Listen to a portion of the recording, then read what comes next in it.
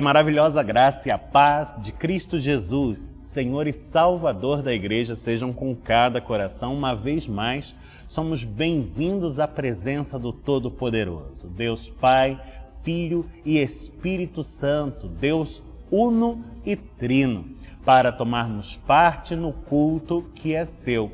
Em espírito e em verdade, unidos em amor, é que participamos desta celebração.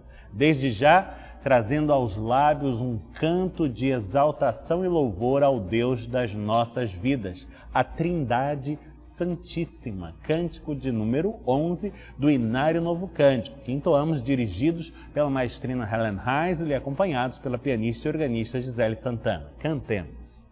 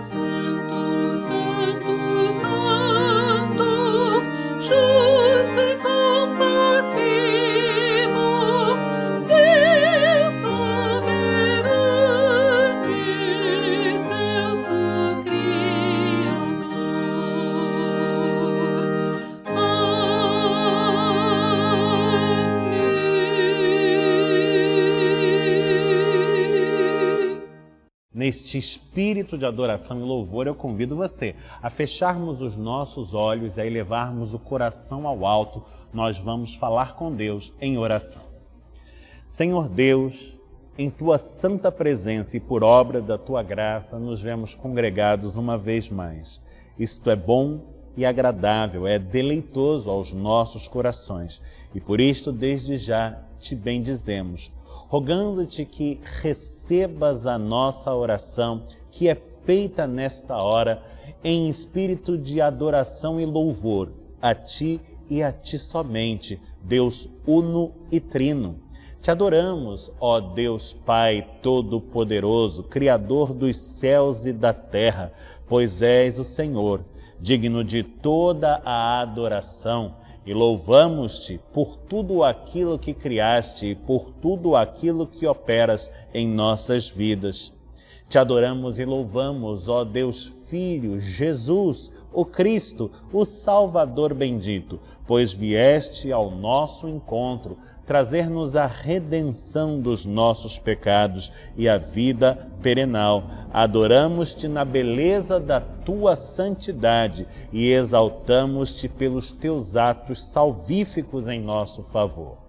Adoramos-te e louvamos-te, ó Deus Espírito Santo, pois vieste habitar os nossos corações, e ainda que sejas Deus, fazes morada dentro em nós, comunicando-nos toda a sorte de bênçãos espirituais, nutrindo-nos na alma para o caminho que é teu.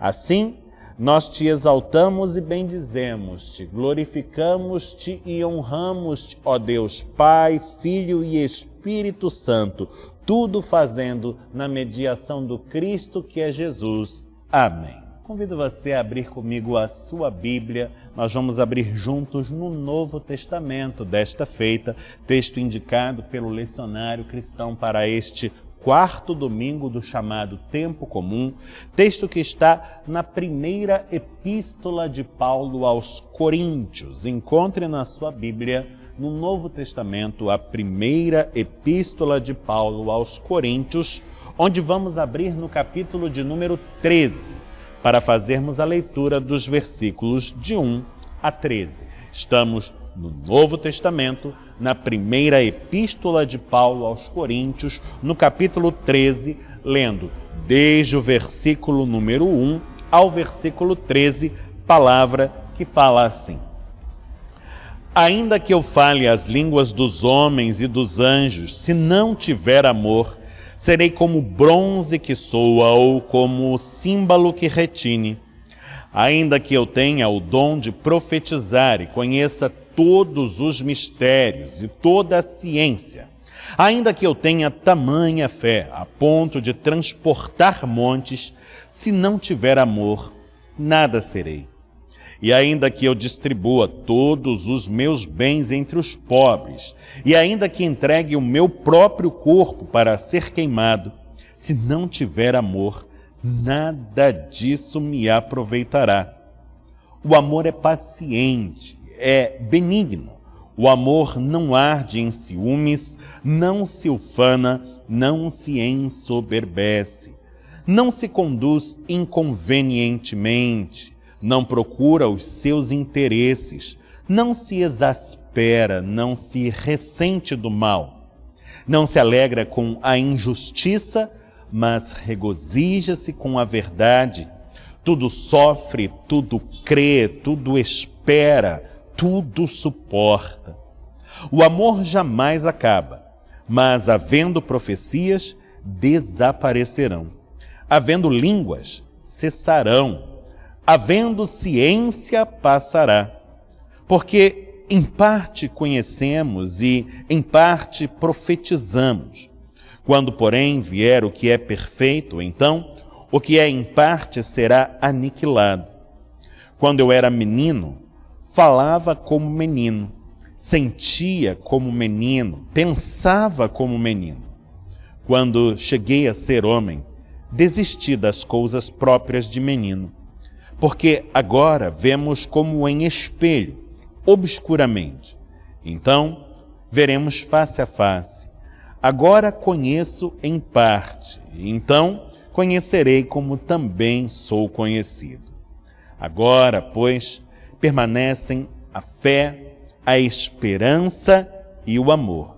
Estes três, porém, o maior destes é o amor. Bendito seja o Senhor pela sua santa palavra.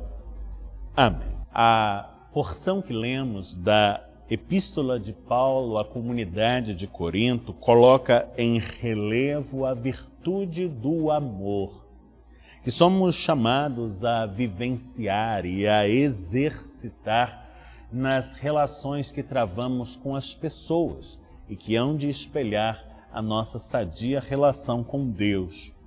O amor, desde a perspectiva bíblica, é muito mais do que algo que meramente sentimos, seja sentimento ou sensação.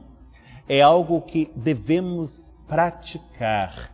São ações concretas, resultados de escolhas conscientes, decisões que tomamos pela caridade, em favor de outrem.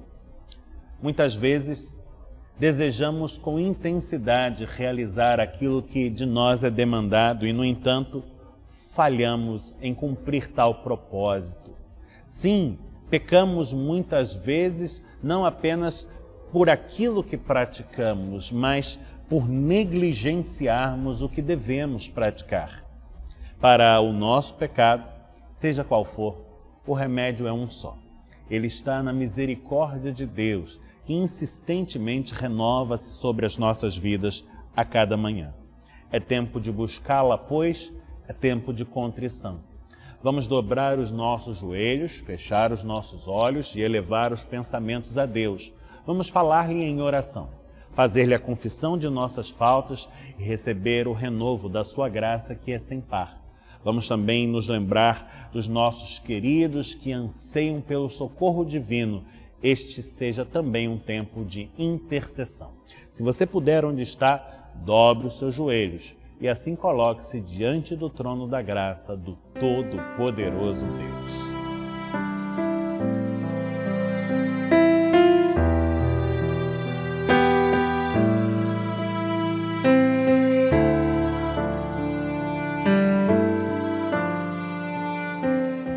Senhor Deus, Pai bendito, Tu sabes de todas as coisas.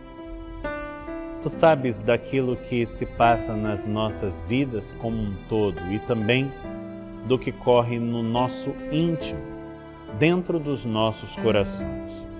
Nada é oculto aos Teus olhos. Tu sabes, Senhor, de nossas falhas, nossas faltas, nossas culpas. E nós sabemos que é a Tua misericórdia a causa de não nos vermos consumidos em nossos próprios descaminhos. Bendizemos-te, Senhor, pela Tua graça, pelo Teu amor, pelo favor que insistentemente manifesta para conosco, pelo renovo do Teu perdão, que cobre multidão de pecados e sara-nos as feridas da alma também. Senhor, louvando-te e bendizendo-te, pois és benigno, misericordioso e perdoador, nós te rogamos que continues a ser conosco e que a Tua mercê jamais nos falte. Dá-nos, ó bom pastor, direção segura para a caminhada da vida e orienta os nossos passos no agir do Teu Espírito, para que não venhamos a nos desviar do caminho que é Teu. Ajuda-nos também para que, aonde formos, sejamos sempre anunciadores da palavra da salvação, do Evangelho que aponta para Jesus Cristo, Teu Filho, nosso Redentor, para que assim sejamos em todo o tempo obreiros desta obra que é Tua, a causa do Teu reino, para a salvação de muitos, para a glória do Teu nome, para o cumprimento da Tua vontade, assim na terra como nos céus. Este é o nosso desejo, esta é a nossa oração. E nós oramos no nome santo de Jesus, o Teu Filho, nosso amado Salvador. Amém, Senhor. Os céus declaram a glória de Deus, o firmamento anuncia as obras das suas mãos. É a palavra dada por intermédio do salmista e reafirmada nas vozes do coro Aideia Moraes, composição de Ludwig van Beethoven, nas vozes do coro com a direção geral da maestrina Helen Reis e também a sua edição em áudio, com o acompanhamento da pianista e organista Gisele Santana e a edição em vídeo do nosso irmão Daniel Schmidt. Ouçamos o coral e nas suas vozes glorifiquemos a Deus.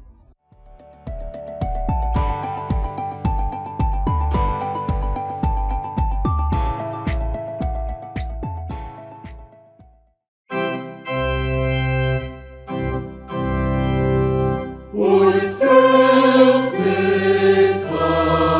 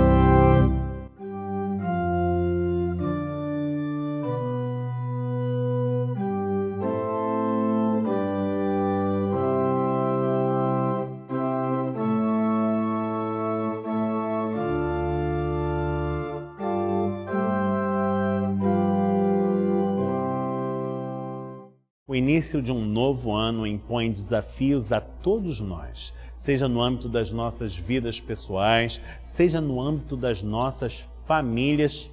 Com a instituição não é diferente. Nossa igreja precisa fazer frente a numerosos compromissos, inclusive financeiros e compromissos pesados, por assim dizer, para honrar a todos eles e prosseguir dando um bom testemunho perante a sociedade. Enquanto instituição cidadã, a sua igreja conta com você, que é membro fiel e dizimista. A sua fidelidade refletirá na fidelidade da instituição e será para a glória de Deus e a bênção de muitos. É chegado o ato do ofertório, tempo oportuno para reafirmarmos o nosso compromisso com Deus, com a igreja e com todos os pequeninos do Senhor Jesus que por ela são assistidos. Você participa deste ato servindo-se para tal dos meios eletrônicos digitais disponíveis a este fim. Nesta hora, na sua tela,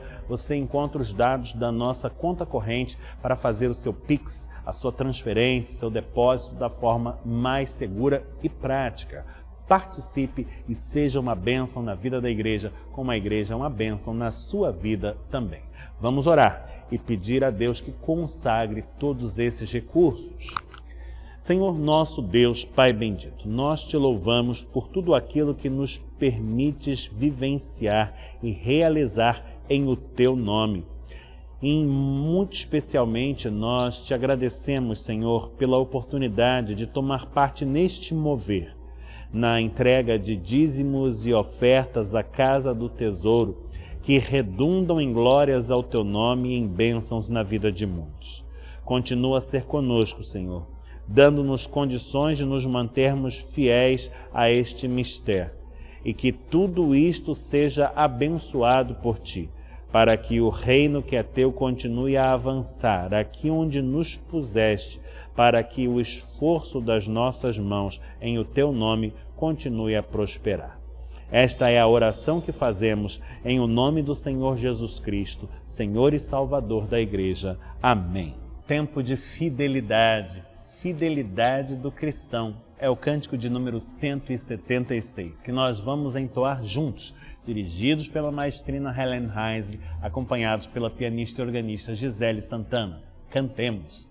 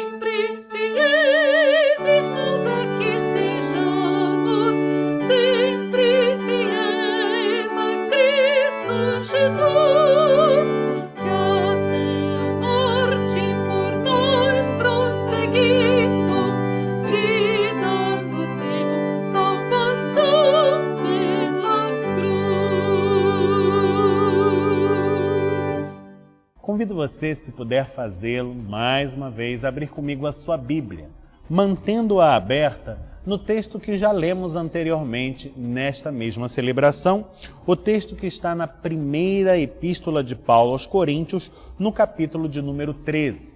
Não faremos a sua leitura novamente, mas gostaria de destacar dele apenas o seu último versículo. Estamos, portanto, na primeira epístola de Paulo aos Coríntios, estamos no capítulo 13 e agora os nossos olhos se voltam atentos para o último versículo deste capítulo, que é o versículo de número 13. 1 Coríntios 13, versículo 13. Diz-nos assim essa porção da Escritura: agora, pois, permanecem a fé, a esperança e o amor. Estes três, porém, o maior destes é o amor. Bendito seja o Senhor pela sua santa palavra. Amém. O texto que lemos e que é muito conhecido, que inspira tantas obras artísticas e célebres canções, sempre tão evocado nas celebrações de matrimônio e outras circunstâncias análogas a esta, como bodas, enfim, está inserido numa carta que é dirigida a uma comunidade muito problemática, como podemos inferir pela simples leitura desta epístola. A comunidade de Corinto, que vivia no contexto de uma cidade cosmopolita e de muita confusão cultural e religiosa, por assim dizer, comportava uma igreja onde muitos problemas de ordem moral eram verificados pelo apóstolo, que vai tratando deles um a um no curso do seu escrito.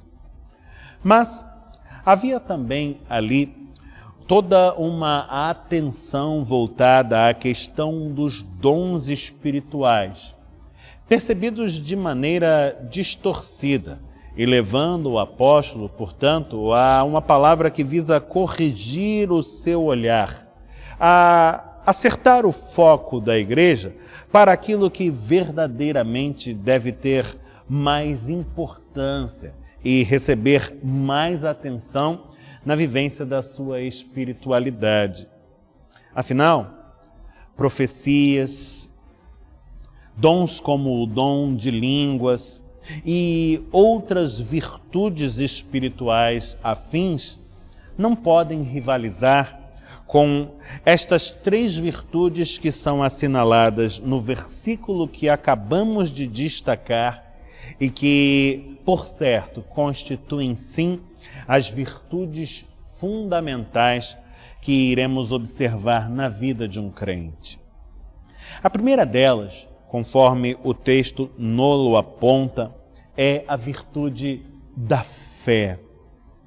Diz-nos a Escritura que é pela graça que somos salvos mediante a fé. Por aí você já percebe que a fé encontra uma posição de alicerce, de fundamento na vida espiritual de qualquer de nós. É pela graça que somos salvos mediante a fé. E diz-nos ainda esta mesma Escritura, que também é dada pelo apóstolo Paulo: isto não vem de vós, é dom de Deus.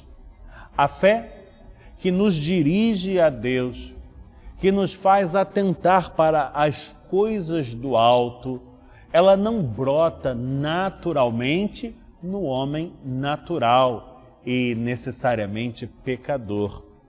Ela nos é comunicada pela graça do Altíssimo no agir do Espírito Santo, que opera sobre a vida dos eleitos para que creiam.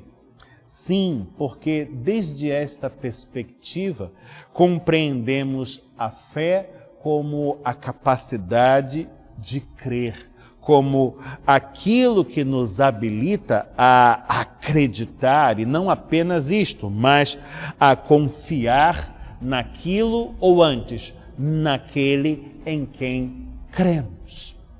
Fé, desde esta perspectiva, é crer. Crer em Deus. E sem fé é impossível agradar a Deus, tampouco obter êxito na caminhada da vida. Ela é o componente fundamental que ajustará o nosso foco para uma percepção apropriada da realidade, para que a possamos assimilar e para que diante dela venhamos a nos posicionar. Fé. Sem fé, como compreenderemos aquilo que Deus realiza em nossas vidas e nos chama a realizar em seu nome? Haja vista que, a bem da verdade, compreender estas coisas não somos capazes de fazer, mas pela fé as podemos acolher. Sim, aquilo que não entendemos de todo, nós recebemos pela fé confiadamente. Se tudo compreendêssemos, não precisaríamos crer, mas é justo porque não compreendemos que cremos. A fé, portanto, nos auxilia a realizar com uma realidade que é muito maior do que somos capazes de assimilar, que nos excede em grandeza, em complexidade. Pela fé, a aceitamos como inserida num desígnio sobremodo elevado, o desígnio divino.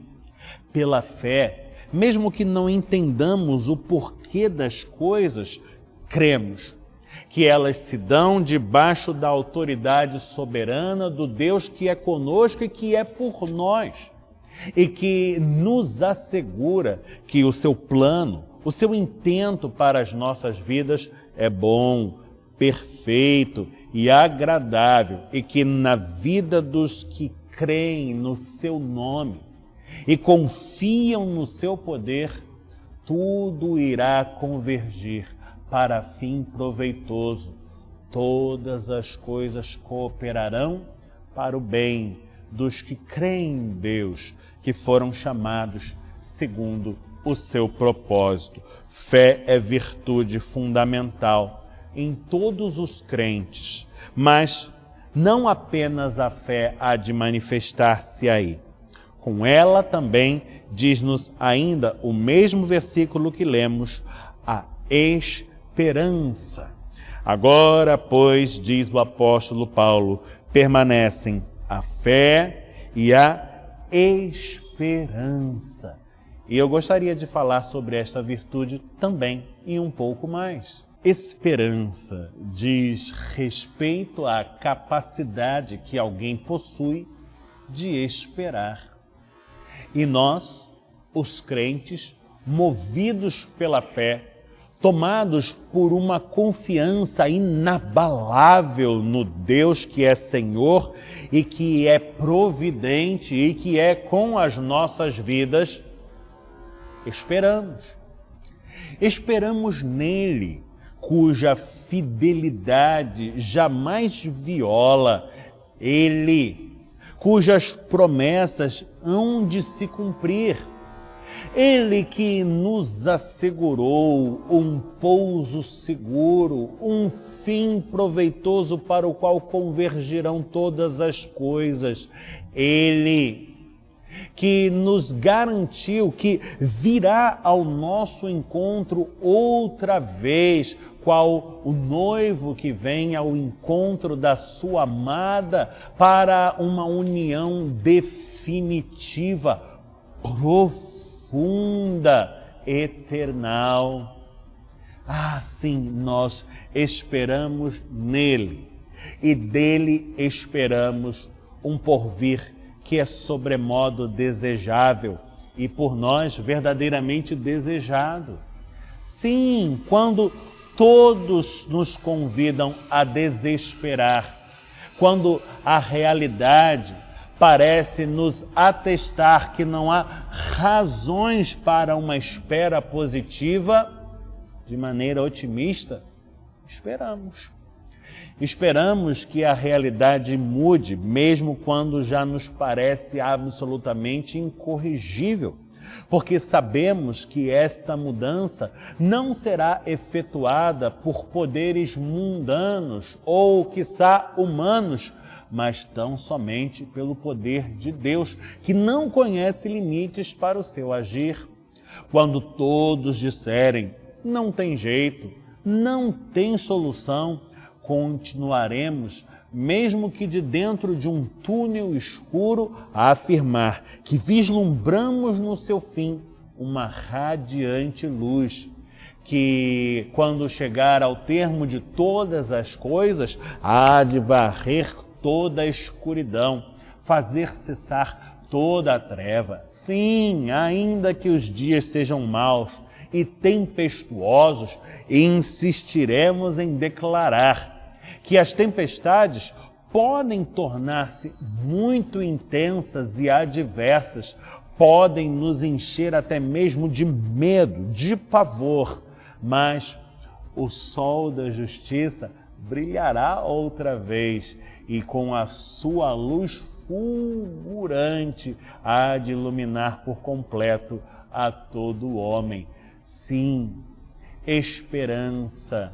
Esperança é uma das virtudes fundamentais do cristão e diz respeito a esta espera ativa e não passiva, que todos nós exercitamos todos os dias e sem cessar. Jamais perdemos de vista este horizonte luminoso e desejável que Deus mesmo colocou diante de nós. E é esta perspectiva que nos encoraja a seguir em frente, mesmo quando tudo parece nos forçar a interromper a caminhada. Nada poderá nos deter enquanto os nossos olhos estiverem voltados para este porvir.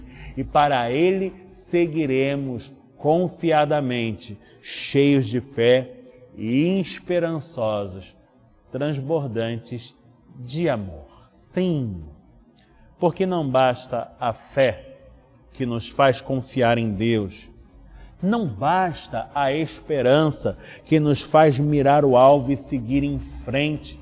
Se estivermos indiferentes àquilo que nos circunda ao longo do caminho, é num tripé que a nossa vida cristã, que a nossa genuína espiritualidade estará alicerçada.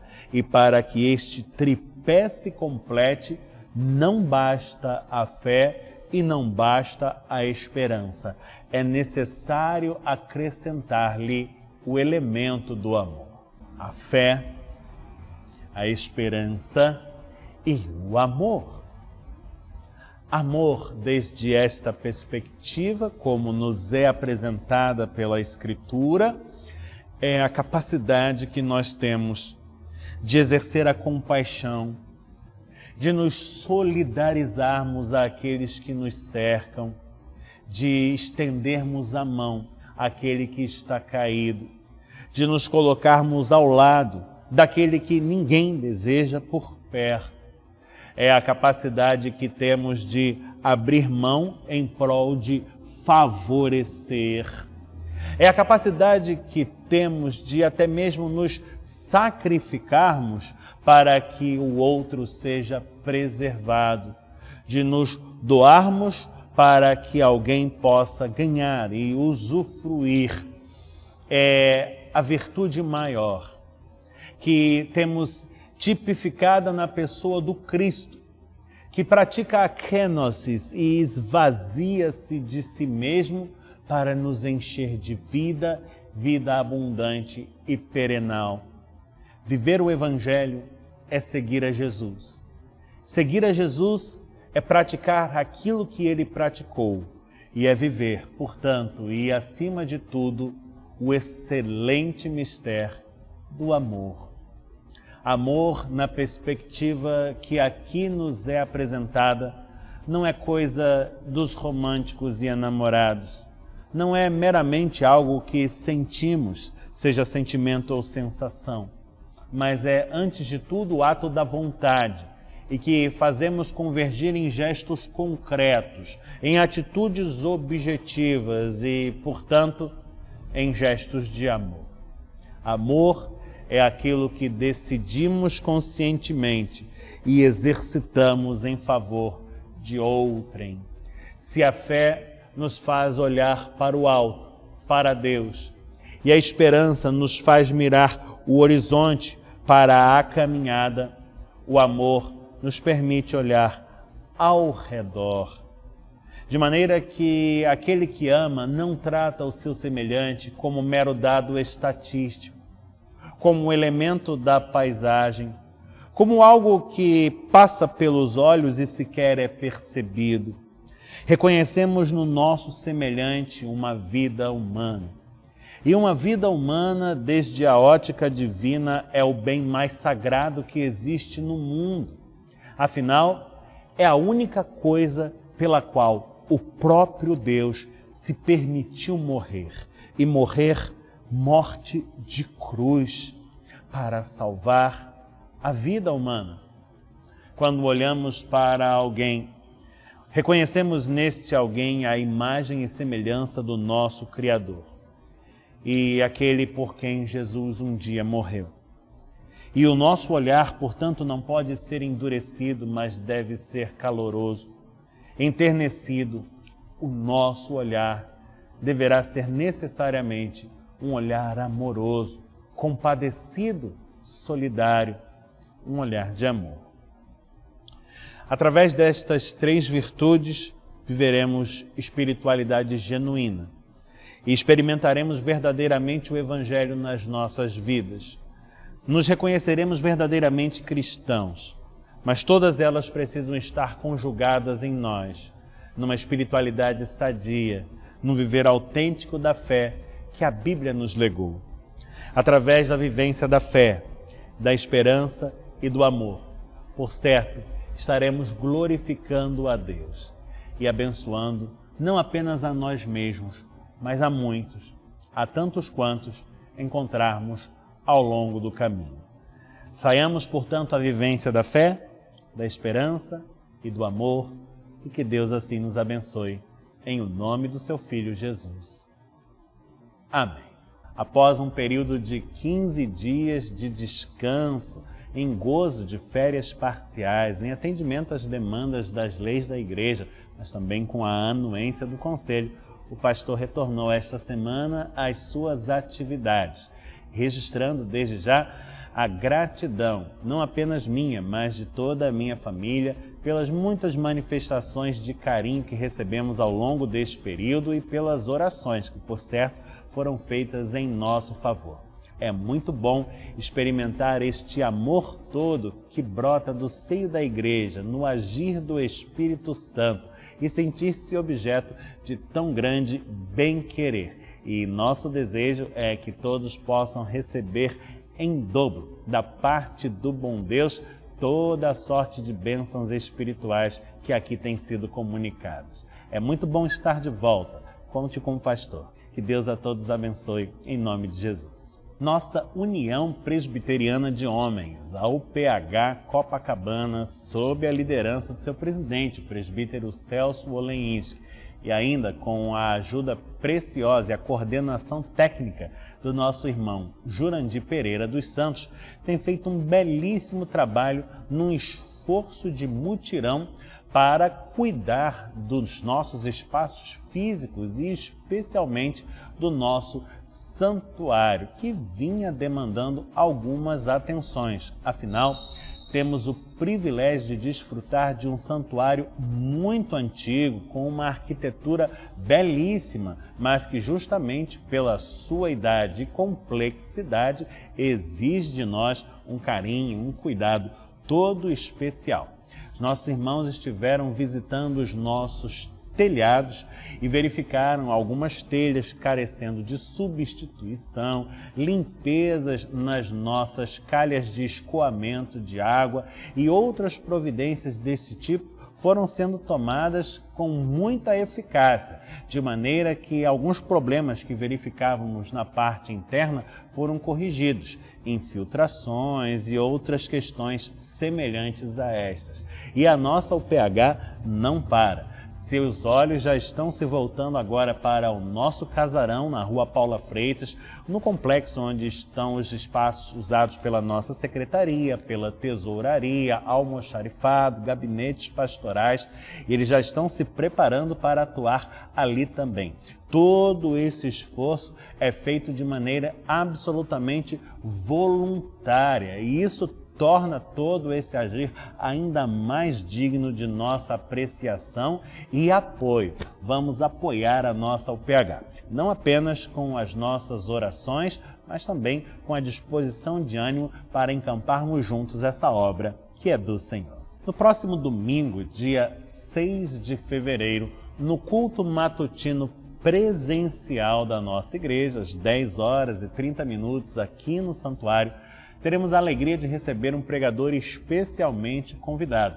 É o reverendo Joel Teodoro da Fonseca Júnior, pastor da Igreja Presbiteriana do bairro Imperial de São Cristóvão, ministro, portanto, do Presbitério do Rio de Janeiro, que vem à nossa casa trazer-nos a palavra que Deus confiou ao seu coração para o nosso coração. Se você tiver a oportunidade de estar conosco, poderá receber o ministro e ouvir com ouvidos atentos a voz do Senhor que há de falar a nós por intermédio do seu servo. Anote para não esquecer, próximo domingo, dia 6 de fevereiro, às 10 horas e 30 minutos, aqui no culto presencial da nossa igreja. Chegando ao final de mais esta celebração, eu convido você à oração final. Nós vamos fechar os olhos e elevar o coração ao alto, evocando as palavras que aprendemos do Senhor Jesus, a chamada oração dominical ou prece do Pai Nosso. Após a mesma, receberemos a bênção de Deus, que há de permanecer sobre as nossas vidas. Feche os olhos, corações ao alto. Falemos com Deus assim. Pai nosso que estás nos céus, santificado seja o teu nome. Venha o teu reino, seja feita a tua vontade, assim na terra como no céu. O pão nosso de cada dia nos dá hoje. Perdoa-nos as nossas dívidas, assim como nós perdoamos aos nossos devedores. Não nos deixes cair em tentação, mas livra-nos do mal, pois teu é o reino, o poder e a glória para sempre. Amém. Receba a bênção do Senhor, que o Senhor te abençoe e te guarde, que o Senhor faça resplandecer o rosto sobre ti e tenha misericórdia de ti, que o Senhor sobre ti levante o rosto e te dê paz, e que a graça de nosso Senhor e Salvador, Jesus Cristo, o amor de Deus, o Pai Celeste, e a comunhão do Espírito Santo permaneçam sobre todos, hoje e eternamente. Amém.